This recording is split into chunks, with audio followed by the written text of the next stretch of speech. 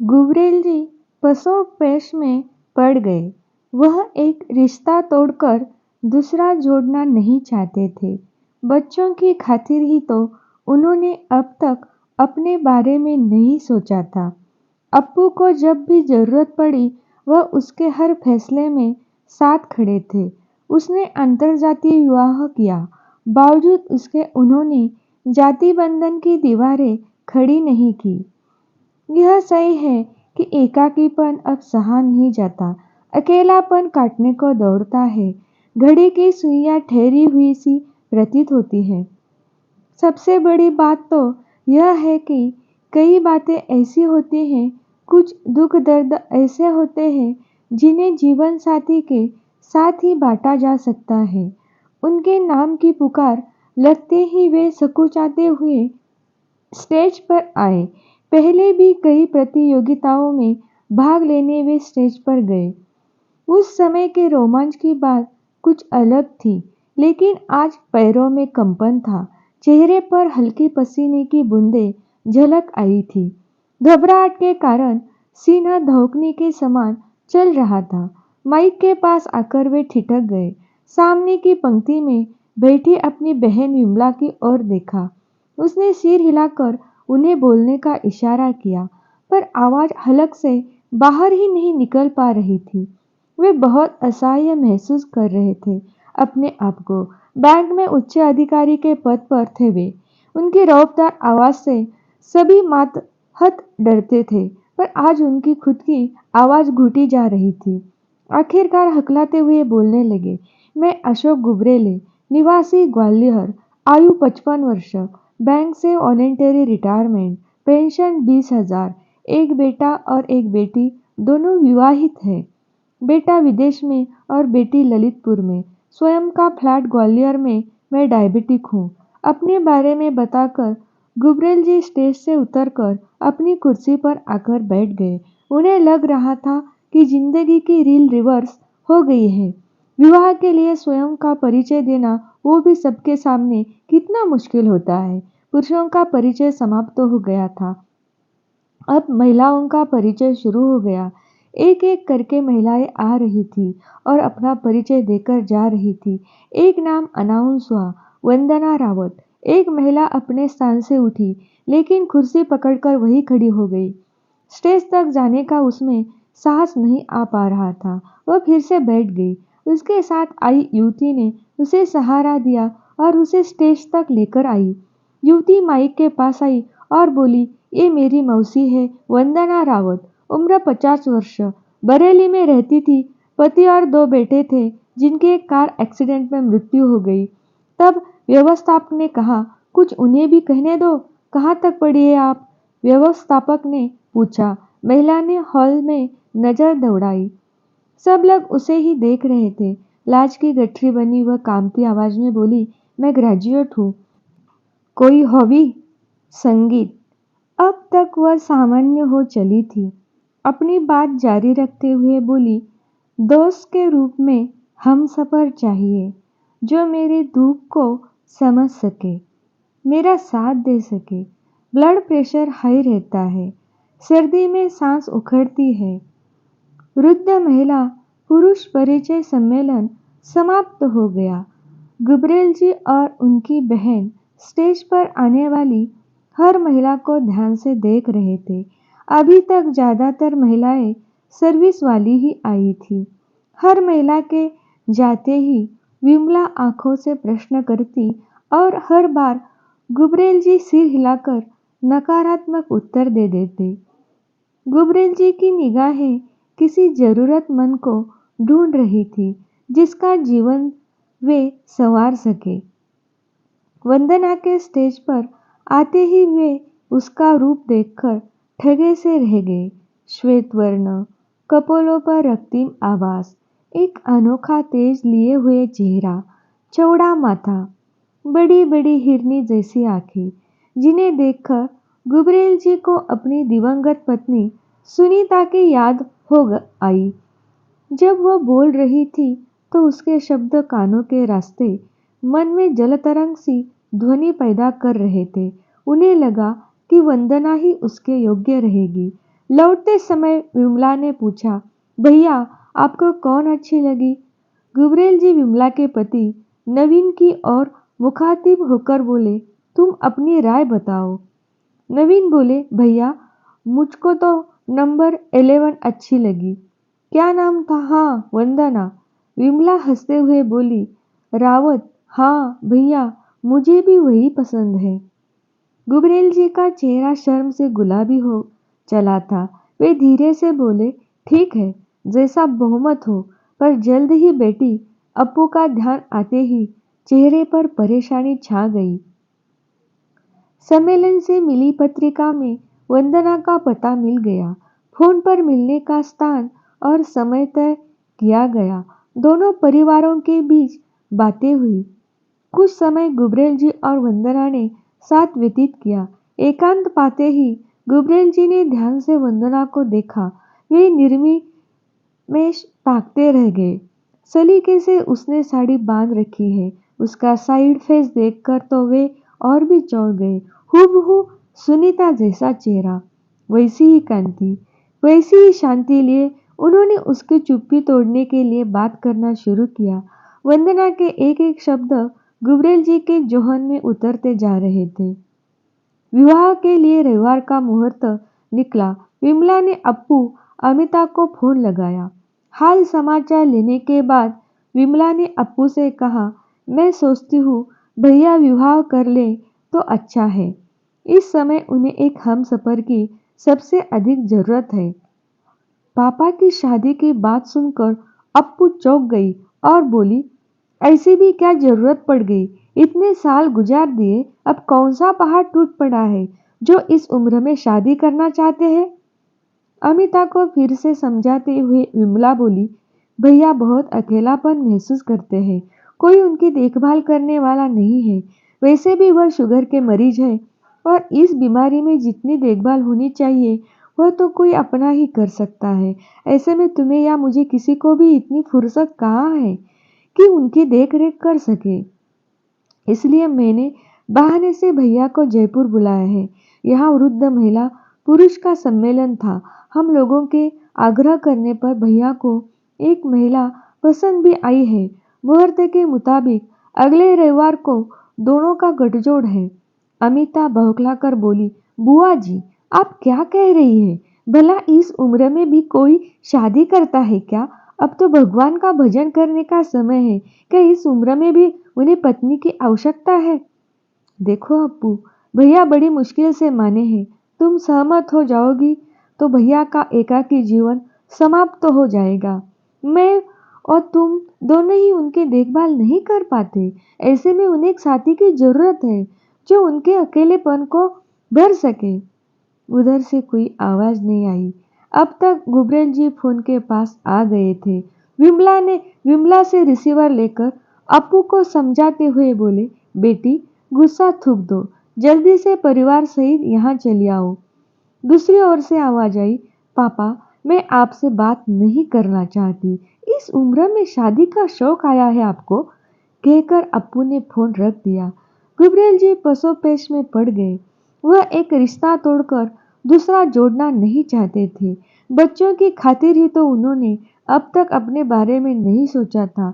अप्पू को जब भी जरूरत पड़ी वह उसके हर फैसले में साथ खड़े थे। उसने अंतरजातीय विवाह किया, बावजूद उसके उन्होंने जाति बंधन की दीवारें खड़ी नहीं की। यह सही है कि एकाकीपन अब सहा नहीं जाता। अकेलापन काटने को दौड़ता है। घड़ी की सुइयां ठहरी हुई सी प्रतीत होती है। सबसे बड़ी बात तो यह है, कई बातें ऐसी होती है, कुछ दुख दर्द ऐसे होते हैं जिन्हें जीवन साथी के साथ ही बांटा जा सकता है। कुछ देर तक वे हताश होकर बैठे रहे। उन्होंने हिम्मत जुटाई और अपने दोस्त जीवन लाल को फोन लगाकर गठजोड़ की खबर सुनाई। दूसरी तरफ एकदम सन्नाटा छा गया। गुबरेल जी सोच रहे थे जीवनलाल उन्हें बधाई देगा तो वे कहेंगे, अब तू भी जल्दी से खुशखबरी सुनाना। लेकिन उसने भी रिसीवर रख दिया। उन्हें एक बार फिर से लगने लगा कि वे गलत फैसला ले रहे हैं। सब लोग क्या सोचेंगे, मेरा मखौल उड़ाएंगे। रात भर उनके मन में द्वंद्व चलता रहा। सुबह जब वे घूमकर लौटे तो विमला किसी से फोन पर बात कर रही थी। विमला के चेहरे पर चिंता साफ झलक रही थी। गुबरेल जी के पूछने पर उसने बताया कि वंदना के घर से फोन था। वंदना के ससुराल वालों ने 2 साल से उनकी कोई खबर नहीं ली, पर अब जैसे ही उन्हें पता चला कि वंदना शादी कर रही है, उन लोगों ने उस पर दबाव बनाना शुरू कर दिया है। वे लोग नहीं चाहते कि वंदना शादी करे। गुबरेल जी नहीं चाहते थे कि इतनी विसंगतियों में शादी हो। उन्हें लग रहा था कि अब शादी नहीं होगी। इस विचार के साथ ही उनके मन का द्वंद्व भी खत्म हो गया। शाम को वंदना संगीता के साथ उनके घर आई। वंदना के चेहरे पर चिंता साफ झलक रही थी। कुछ देर वातावरण में खामोशी छाई रही। बात संगीता ने ही शुरू की। विमला की ओर देखते हुए वो बोली, मौसी जी, आज सुबह से ही परेशान है। इनके ससुराल वालों को इनकी शादी की भनक लग गई। सुबह वहां से धमकी भरा फोन आया था। थोड़ी देर रुककर वह बोली, दरअसल इनके देवर इनसे शादी करना चाहते हैं। वे तलाकशुदा हैं। विमला कुछ सोचते हुए बोली, यह तो और भी अच्छी बात है। ये उसी कुटुंब में अपने आप को जल्दी एडजस्ट कर लेंगी। इस बार उत्तर वंदना ने दिया। बड़े ही संयत किंतु सहमे स्वर उसके मुंह में निकले। वो मुझे नहीं, मेरी संपत्ति हड़पना चाहते हैं। सुबह तो उन्होंने यही कहा, जो कुछ तुम्हारे नाम है हमारे नाम कर दो, फिर चाहे ब्याह रचायो या किसी के भी साथ मुंह काला करो। एक सन्नाटा छा गया। वहां किसी को समझ नहीं आ रहा था कि क्या करे। चुप्पी फिर से वंदना ने तोड़ी। देवर शराब पीते हैं और दूसरी महिलाओं से भी उनके नाजायज संबंध है, इसलिए देवरानी ने तलाक ले लिया। 2 वर्षों से किसी ने मेरी कोई खोज खबर नहीं ली। मैं कैसी हूँ। पति व बच्चों के अंतिम संस्कार में जो खर्चा हुआ था वह भी मुझसे ही लिया था। यदि मायके वालों ने साथ नहीं दिया होता तो मैं आज। थोड़ा रुककर वह फिर बोली, वहां जाकर मेरा दुख और बढ़ जाएगा, और अगर शादी नहीं की तो मुझे और परेशान करेंगे। हो सकता है मुझे मरवा दे, फिर सारी जायदाद उनको मिल ही जाएगी। गुबरेल जी को वंदना का बोलना अच्छा लग रहा था। अचानक वंदना ने गुबरेल जी की ओर देखा। उन्हें अपनी ओर ताकत हुआ पाकर वह सकुचा गई। वंदना की आंखों में उन्हें अपने प्रति आकर्षण की गहराई दिखाई दी। उन्हें भी उससे जुड़ाव महसूस होने लगा। बातों से पता चला कि वंदना गुबरेल जी से शादी करना चाहती है, लेकिन चूंकि गुबरेल जी बच्चों के विरोध के कारण फैसला नहीं ले पा रहे हैं, इसलिए समस्या का समाधान नहीं हो पाया। रात को खाना खाते समय गुबरेल जी ने विमला से कहा, मैं कल वापस जा रहा हूँ, अब क्या करना यहाँ रुककर। नवीन ने कहा, अभी आप क्या करेंगे वहाँ जाकर। तभी गुबरेल जी के मोबाइल पर रिंग बजी। वे चौंक गए। विमला उनके चेहरे के भावों को पढ़ते हुए बोली, किसका फोन है। अरे, आज तो वरुण का फोन आया है। गुबरेल जी सहित सभी लोग आश्चर्य मिश्रित हर्षातिरेक में आ गए। गुबरेल जी ने स्पीकर ऑन कर दिया। कॉल रिसीव करके उत्साहित होते हुए कहा, बेटा कैसे हो। इस प्रश्न का कोई उत्तर नहीं आया, बल्कि उनसे ही प्रश्न पूछा गया, पापा क्या आप शादी कर रहे हैं। वे अचकचा गए। क्या उत्तर दे। तुम्हें किसने बताया। 7 समंदर दूर मेरी बीमारी की खबर तो नहीं पहुंची, अलबत्ता शादी की खबर जरूर पहुंच गई। अप्पू का फोन आया था। क्या कहा अप्पू ने। उधर से झल्लाया हुआ वरुण बोला, पापा आप शादी न करें, इस उम्र में शोभा देगा क्या। देखिए, हम लोगों की भी इमेज का सवाल है। पश्चिमी सभ्यता में रचा बसा उनका बेटा आज अच्छे बुरे की वकालत कर रहा है, फिर आप समझते क्यों नहीं। प्रॉपर्टी का क्या होगा। इस वाक्य ने उनके पैरों तले जमीन खिसका दी। अब उन्हें समझ आया कि वरुण क्यों जिद कर रहा था। फिर सब कुछ बेचकर उसके पास चले आओ। गुबरेल जी बेटे के मुंह में सब कुछ बेचकर जाने को तैयार भी हो गए थे। अखबार में विज्ञापन भी दिया था। उन्होंने खुशी खुशी फोन करके बेटे को इसकी सूचना भी देनी चाहिए, पर बातों बातों में पता लगा कि वो उन्हें अपने साथ नहीं वरना सीनियर सिटीजन हाउस में रखना चाहता है, जो एक तरह से वृद्धाश्रम है। उन्होंने वरुण को कोई उत्तर नहीं दिया, मोबाइल बंद कर दिया। वे कुछ फैसला नहीं ले पा रहे थे।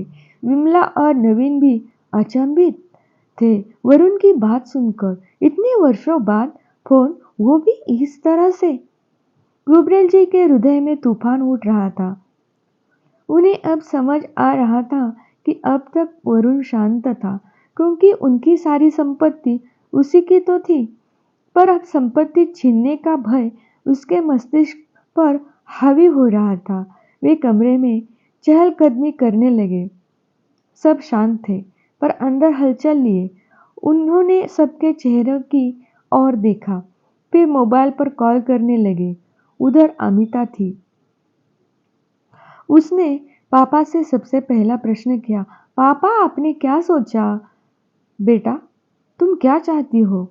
पापा, इतनी उम्र गुजर गई, अब क्या करेंगे शादी करके? वंदना को भी जरूरत है मेरी। 2 दिन में ही आप अपने खून के रिश्तों को भूलकर दूसरे के बारे में सोचने लगे। नहीं, यह बात नहीं है बेटा। मुझे समझने की कोशिश करो। तो ठीक है, लुटा देना अपना पूरा पैसा उस दूसरी औरत पर। यह दूसरा अवसर था जब गुबरेल जी हक्के बक्के रह गए। अब उन्हें समझ आ रहा था कि बच्चे उनकी शादी का विरोध क्यों कर रहे हैं। वे रात भर करवटें बदलते रहे, एक निश्चित किंतु दृढ़ निर्णय लेने के लिए, जैसे दही मथने के बाद मक्खन ऊपर तैर जाता है। वे निरंतर सोच में डूबे रहे। मैंने अपने बच्चों के सुख के लिए अपने सुख वैभव के दिन यूं ही अकेले गुजार दिए। जब जिसने जो इच्छा की हर संभव पूरी की। बेटे ने विदेशी लड़की से शादी करनी चाहिए, मैंने विरोध नहीं किया। लड़की ने अंतर जातीय विवाह करना चाहा, मैंने सहमति दी। समाज और रीति रिवाजों परंपराओं के विरुद्ध जाकर उन लोगों के लिए हर सुख के आगे अपनी इच्छाएं आकांक्षाएं सब कुर्बान कर दी। सुनीता के मृत्यु के बाद कितने रिश्ते आए थे, कुंवारी लड़कियों के भी। आखिर मैं बैंक की नौकरी में था और हर दृष्टि से योग्य भी। बच्चों को कोई असुविधा न हो या समाज बच्चों के मन में सौतेला शब्द न उगा दे, यही सोचकर मैं बच्चों में ही डूबा रहा।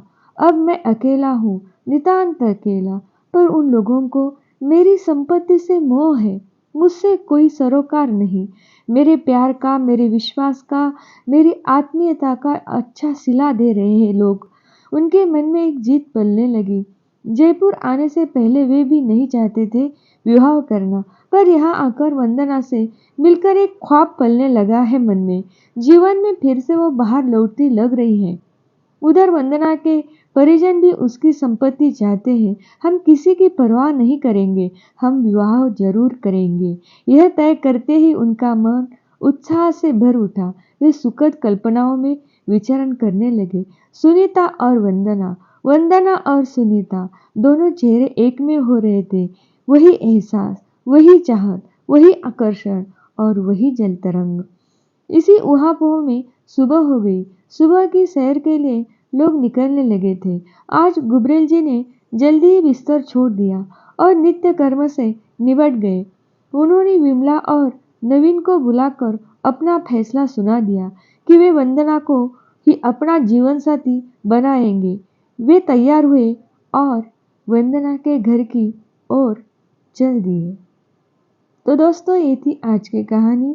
आपको कैसी लगी? अच्छी लगी तो लाइक कर दीजिए, चैनल को सब्सक्राइब कर दीजिए, क्योंकि मैं आपके लिए ऐसी मनोहर कहानियाँ लेके आऊँगी। धन्यवाद।